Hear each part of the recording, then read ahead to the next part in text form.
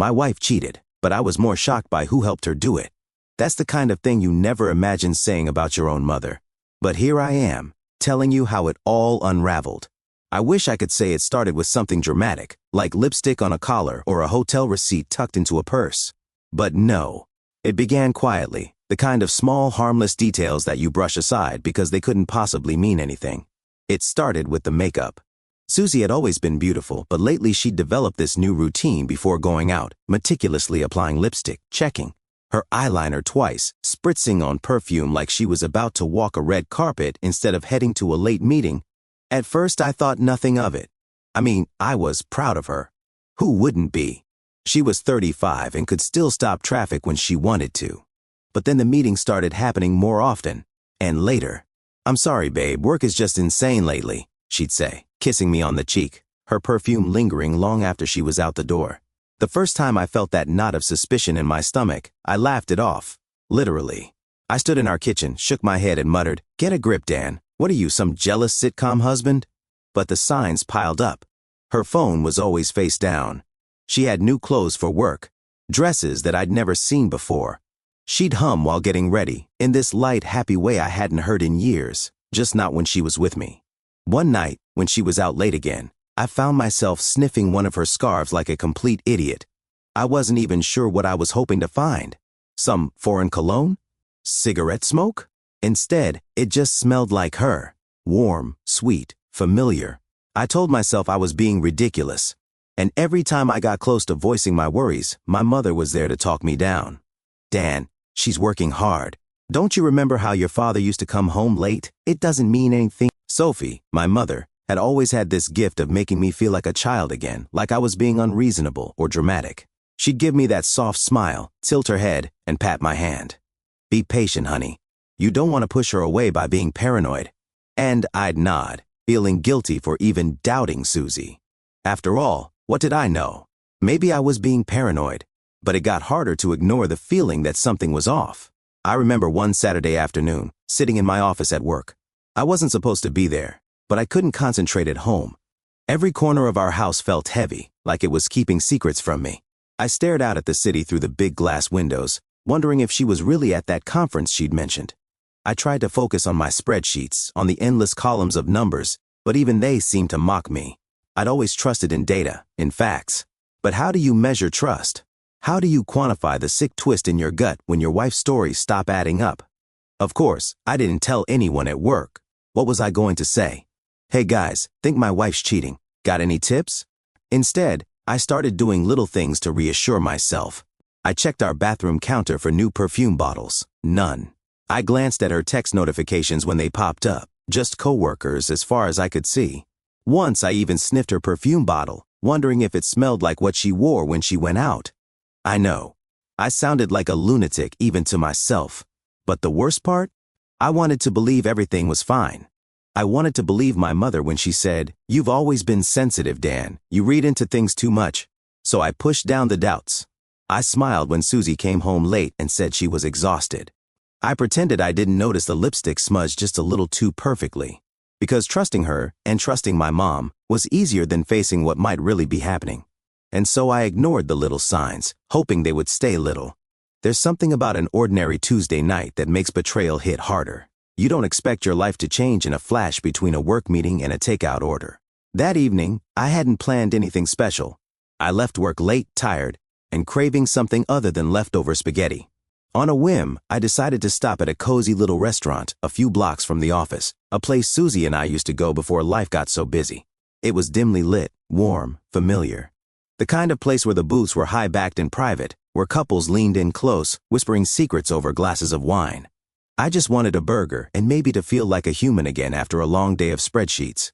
I remember stepping inside and pausing to take it all in, the soft hum of conversations, the clink of silverware, the scent of grilled steak and garlic butter. Comforting. Safe. And then I saw her. Susie. At first, my brain couldn't compute what my eyes were seeing. She was in one of those shadowed booths near the window, her face turned slightly toward a man I didn't recognize. She was laughing. That laugh, the one I hadn't heard directed at me in months. The one that made her eyes crinkle at the corners and her whole face glow. She reached out and touched his hand. Just a light touch, but enough to say more than words could. The world tilted for a second. I stood there, frozen, like an idiot. The hostess asked if I needed a table, and I barely heard her. My heart pounded so loud I could feel it in my ears. No, this isn't what it looks like.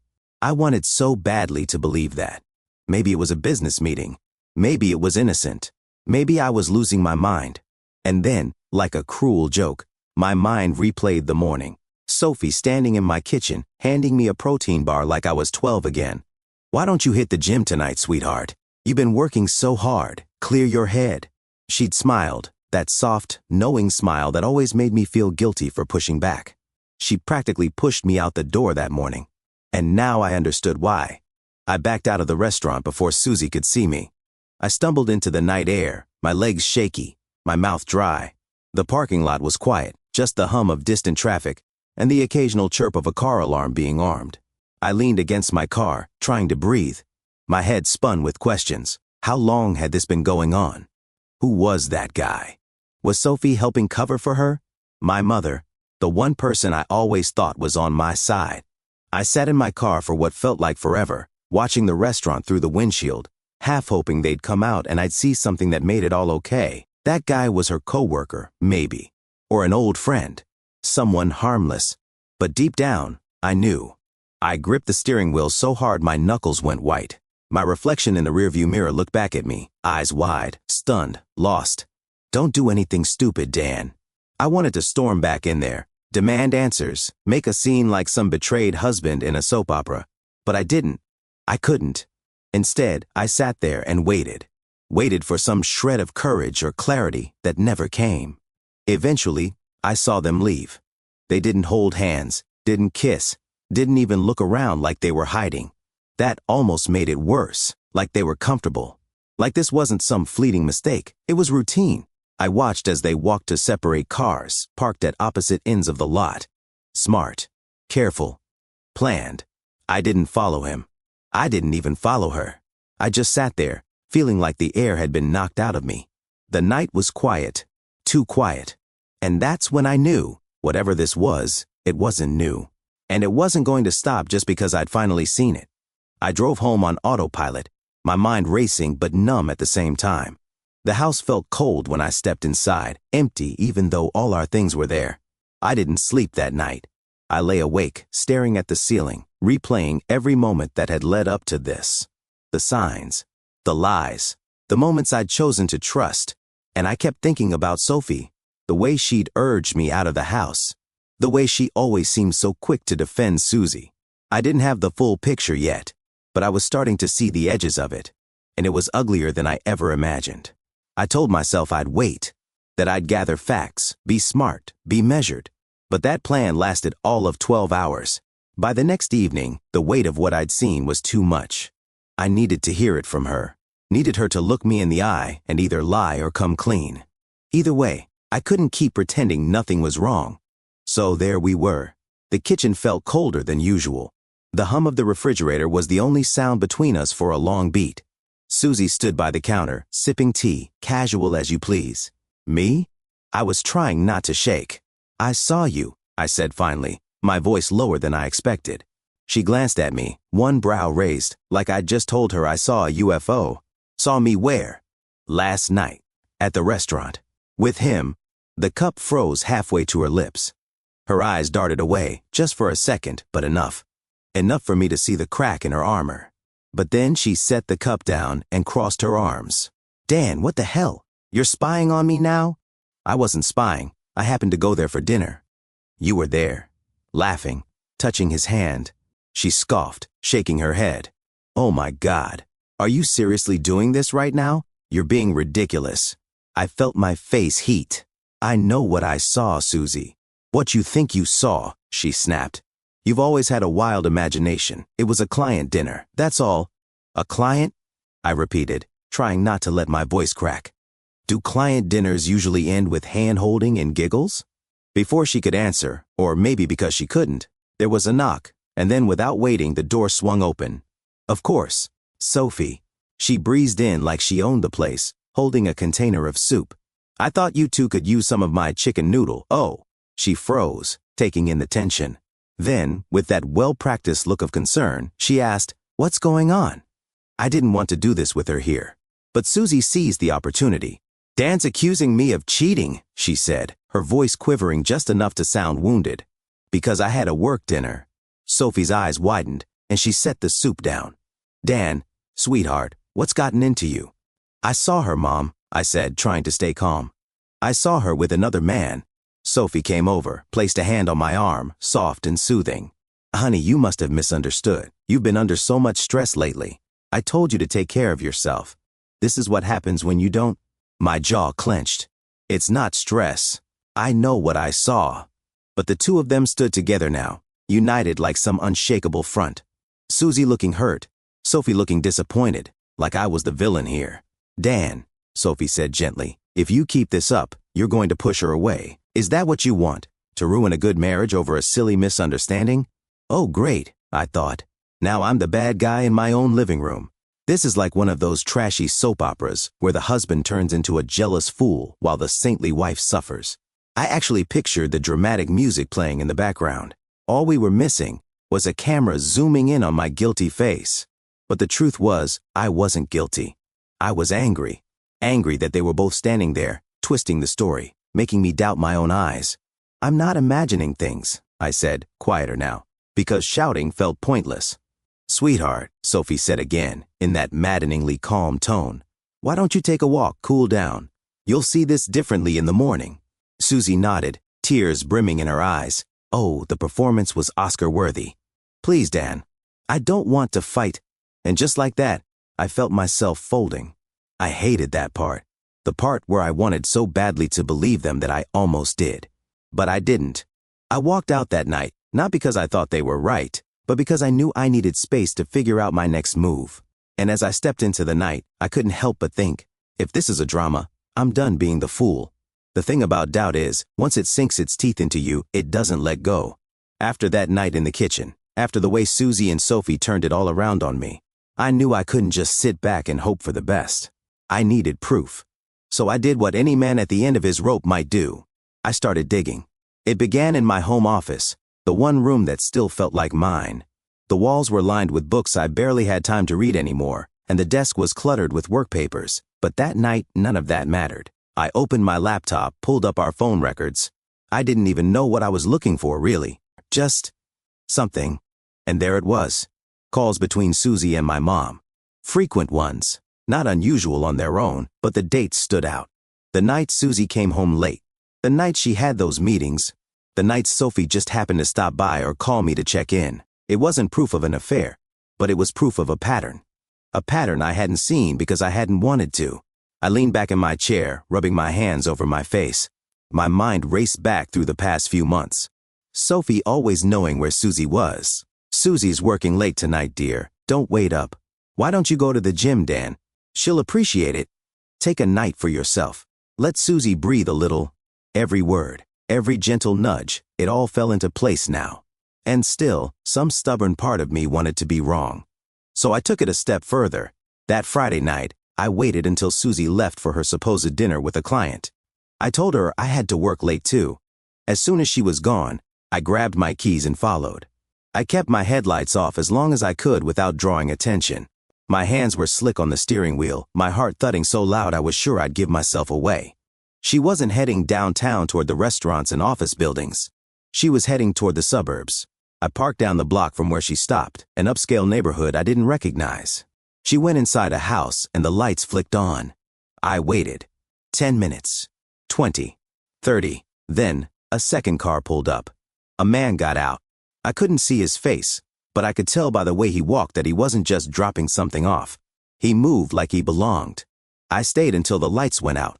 Then I drove home, my stomach in knots. Back at the house, I didn't go to bed. I couldn't. I sat in the dark, thinking, planning, wondering how much more of this I could take. And then I heard them. Their voices. I hadn't even realized Susie had come home until I heard the murmur of conversation from the kitchen. I crept closer, heart pounding again, not from fear this time, but from something else. Their words weren't clear at first, but then, "We'll say it was a charity event if he asks," Susie whispered. "And stick to the same details, darling," Sophie replied, calm as ever. Dan's smart when he's paying attention. We can't slip up. My breath caught. They were planning. Together. I should have barged in, demanded the truth right then and there. But I didn't. I backed away, like a coward, or maybe just a man who wasn't ready to face what he already knew. In that moment, listening to the two people I loved most in the world scheme behind my back, I felt something inside me shift. This wasn't just about Susie anymore. Sophie, my mother, was part of it. She wasn't just covering for Susie. She was helping.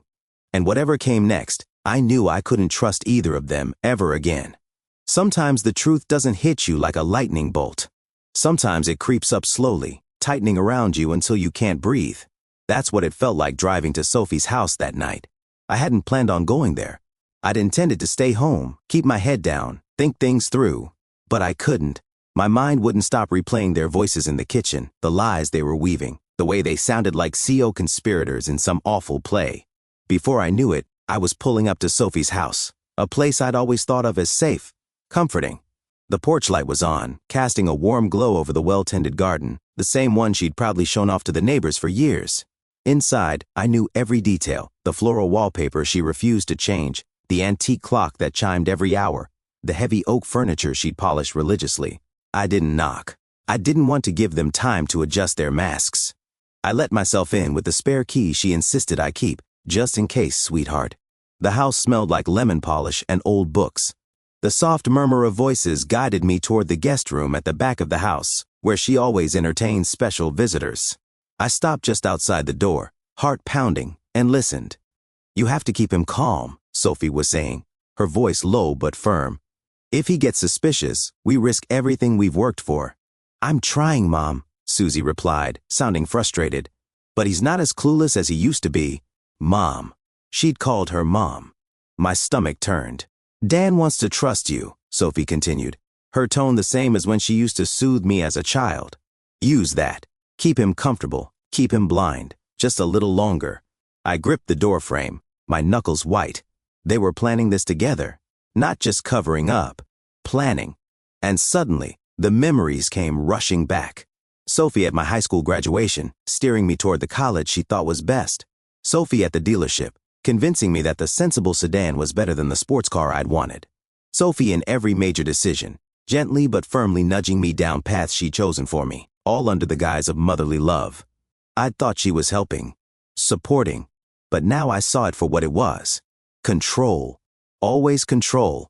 And now she was doing it again, only this time the stakes were my marriage, my dignity, my very sense of reality. I stood there for what felt like forever, listening to them go over their next moves. Sophie outlined how Susie should explain away the calls, the meetings, even the night at the restaurant if I brought it up again. I felt sick. Finally, I couldn't take it anymore. I stepped back, quietly retraced my steps, and left the house the same way I'd come in, unseen, unheard. Sitting in my car, I stared at that warm, inviting porch light and felt like I was looking at the set of a stage. None of it was real. None of it had been real for a long time. I'd always known my mother could be controlling. I'd even joked about it with friends. But I'd never imagined she'd go this far. Never imagined she'd help destroy my marriage from the inside out. And Susie, she wasn't trapped. She wasn't pressured. She was a willing partner in the scheme. That night, I realized something I should have seen years ago. I wasn't just fighting to save my marriage. I was fighting to save myself, from both of them. There comes a moment when you stop being afraid of the truth. When the pain of not knowing is finally worse than whatever wreckage the truth might bring. For me, that moment arrived the night I invited them over for what I called a farewell dinner. I set the table like nothing was wrong. Candles, cloth napkins, the good plates we'd gotten as a wedding gift. The living room was spotless. The air smelled faintly of rosemary and garlic from the roast in the oven. I wanted everything to look perfect, because perfect was what they'd always tried to sell me. Sophie arrived first, punctual as always, carrying a bottle of wine and wearing that same warm, practiced smile. Susie came in minutes later, eyes wary but playing along. "This is nice, Dan," Sophie said as she settled onto the couch. "I'm glad you're trying to move past all that unpleasantness." "Yeah," Susie added, forcing a laugh. "Let's just have a good night, okay?" I smiled. Or at least I think I did. I was too numb to tell. We sat, we drank, we made small talk. I let them think they'd won, that I'd bought into their carefully crafted version of reality. But then, as dessert plates clinked against the table, I said, "I hope you don't mind, but I invited one more guest." Both their heads snapped up, almost in unison. Before they could speak, the front door opened, and in walked him. I'd found out who he was, a coworker of Susie's, someone I'd met once or twice at office parties. A man who looked as uncomfortable as I felt inside. His eyes darted from me to Susie, then to Sophie. His face went pale. "Dan, I didn't know." Susie gasped, rising to her feet. "What is this?" Sophie stayed seated, but I saw the tension in her jaw, the way her fingers tightened around the stem of her wineglass. The man tried to speak again, but panic had a grip on him. Susie, I thought. The slip hit the air like a slap. Susie's eyes widened, tears welling up so fast it was like watching a dam break. "Oh my God," she whispered, covering her mouth. Sophie stood now, the mask finally cracking. "Dan, this is cruel. How dare you ambush us like this?" "Us?" I asked quietly, my voice steady even as my heart pounded. "Or is it really just you and her against me?" The man, poor stupid man, backed toward the door. I should go. He didn't wait for permission. He fled, leaving behind only the sound of the door slamming and the thick, suffocating silence that followed. Susie sank back onto the couch, sobbing now, head in her hands.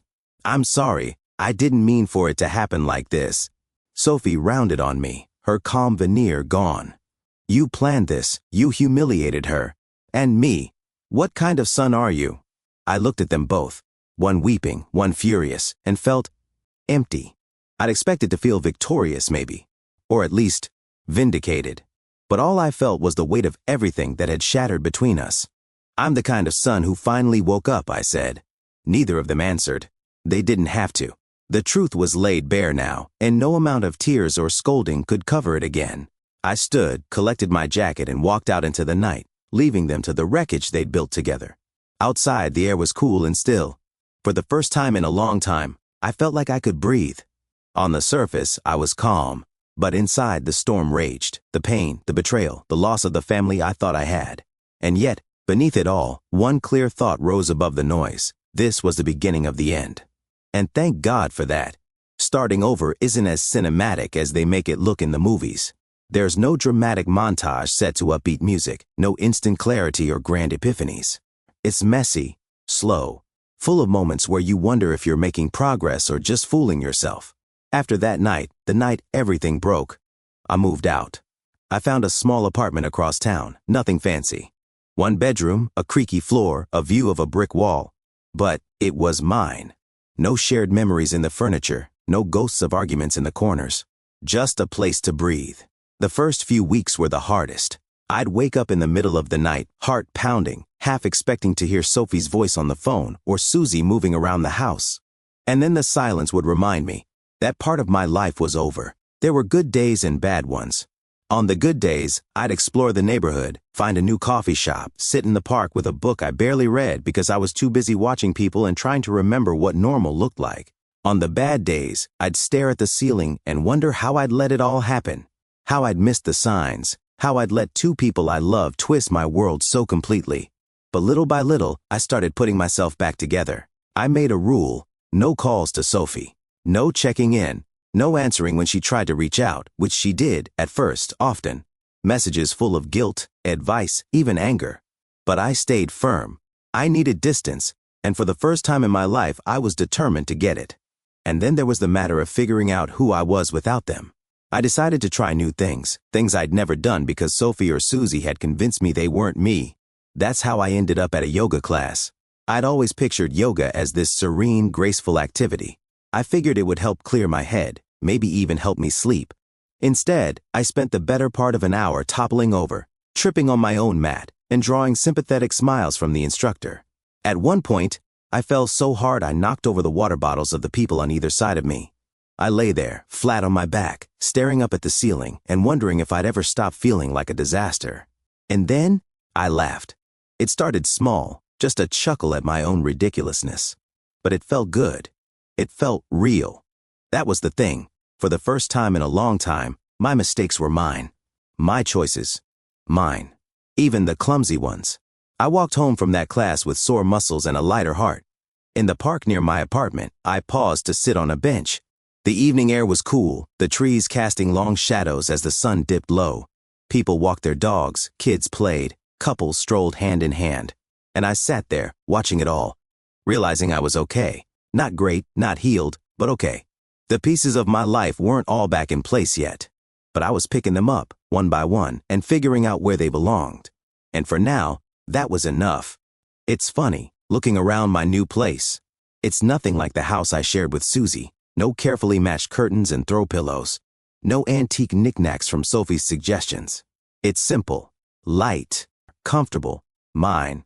The walls are lined with photos I chose. A few landscapes from trips I've taken, snapshots of friends, even one of me at a charity 5K. Sweaty and grinning like an idiot at the finish line.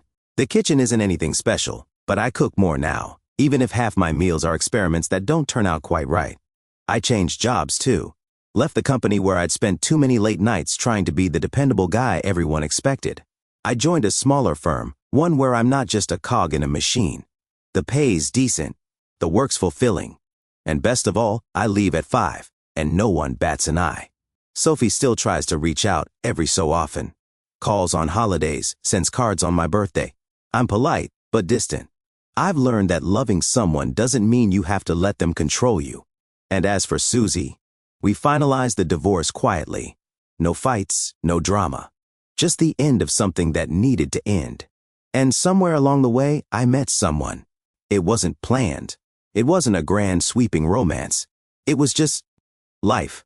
I ran into her, Emily, at a different yoga class. Yes, I kept at it, despite my early disasters.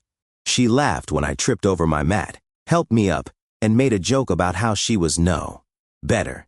We started chatting after class, grabbing coffee, sharing stories about terrible poses and sore muscles. There's no pressure with her, no expectations. Just two people figuring things out, one day at a time. Sometimes I catch myself waiting for the other shoe to drop, for some hidden betrayal, some twist. But then I remind myself, that was then.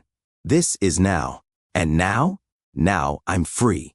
Turns out losing them was the best thing that ever happened to me.